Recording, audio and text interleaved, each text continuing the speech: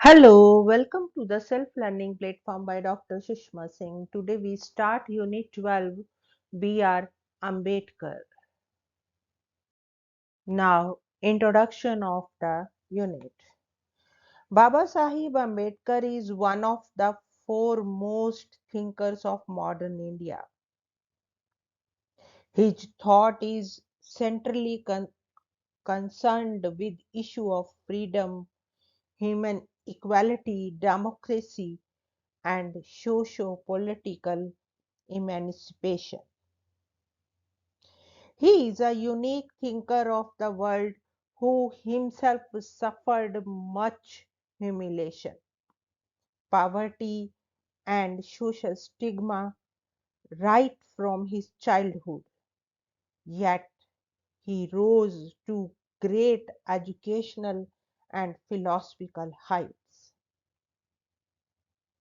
He was a revolutionary social reformer who demonstrated great faith in democracy and the moral basis of our society.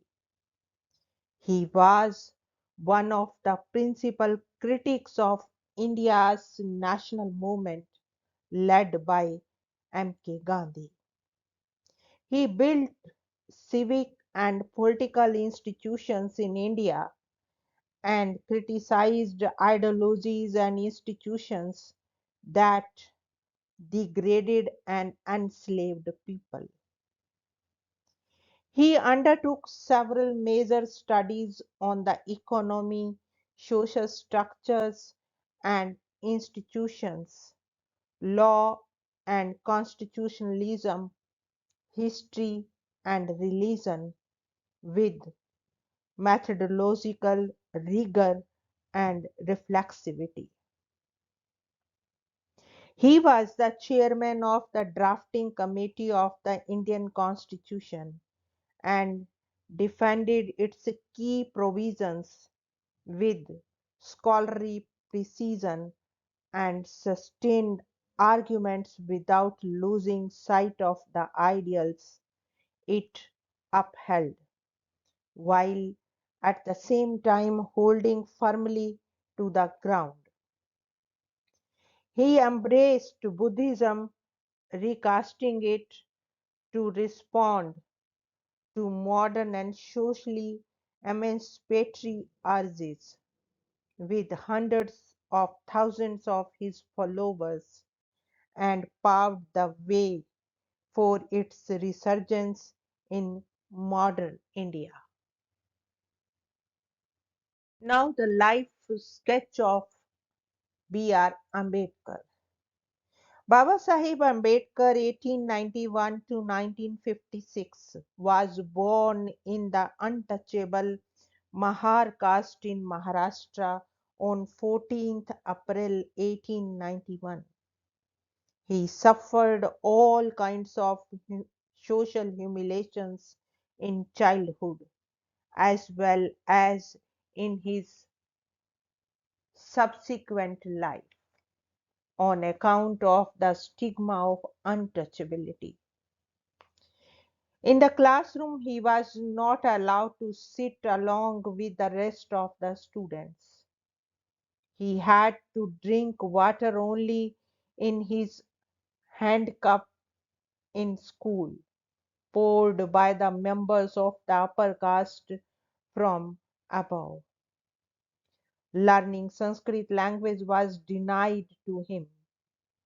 In spite of all these hurdles, he successfully completed his graduation from Bombay University and went on to do his master's and PhD from Columbia University in USA.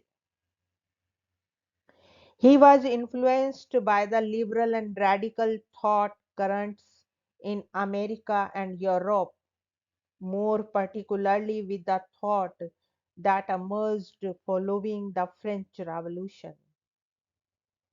Struggles against radical discrimination in America helped his resolve to fight against caste based oppression in India. He came to be deeply concerned with untouchability and caste system that prevailed in India. At the same time, he probed the impact that colonialism had on the economy, politics, and social life of India.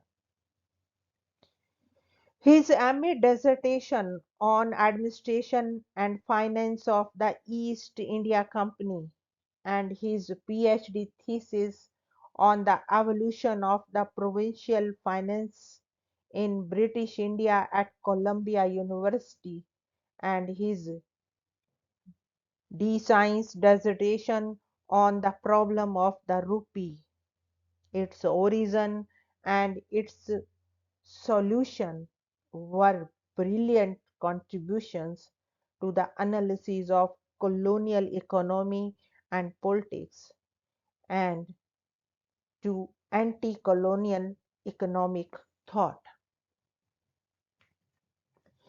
After he completed his PhD at Columbia University, he returned to serve the administration of Baroda Maharaj, who had sponsored his education in America.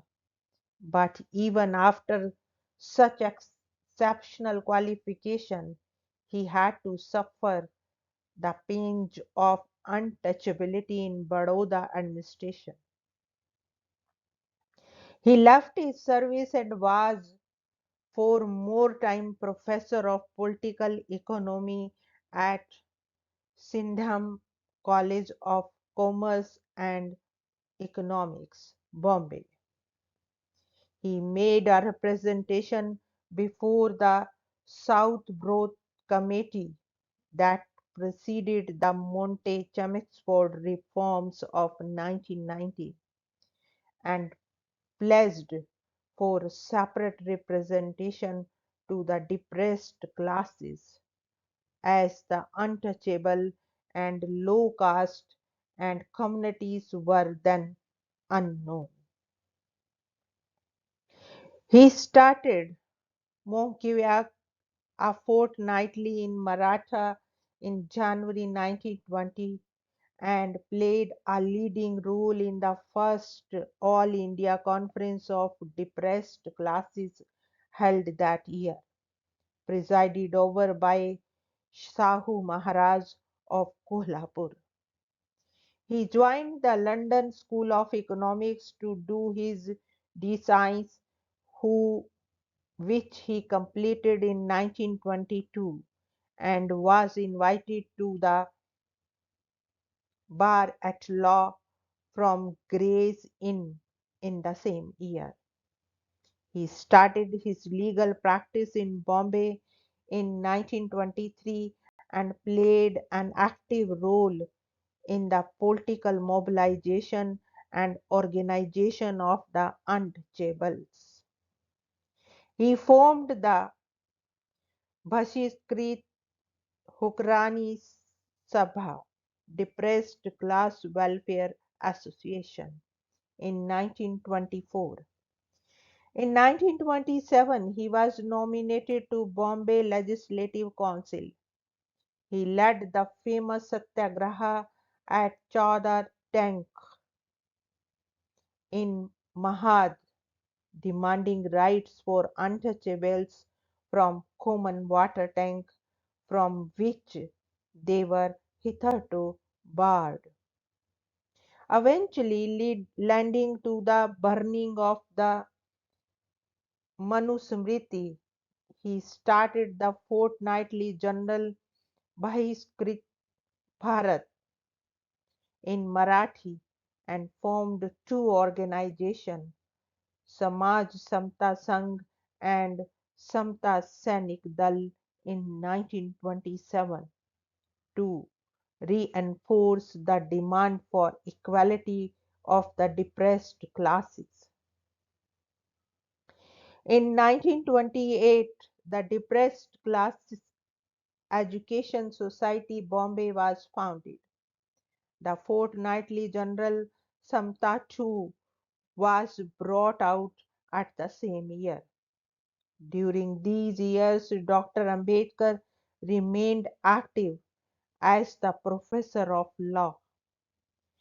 In 1928, he made his deputation before the Simon Commission, inquiring into the issue of constitutional reforms in India.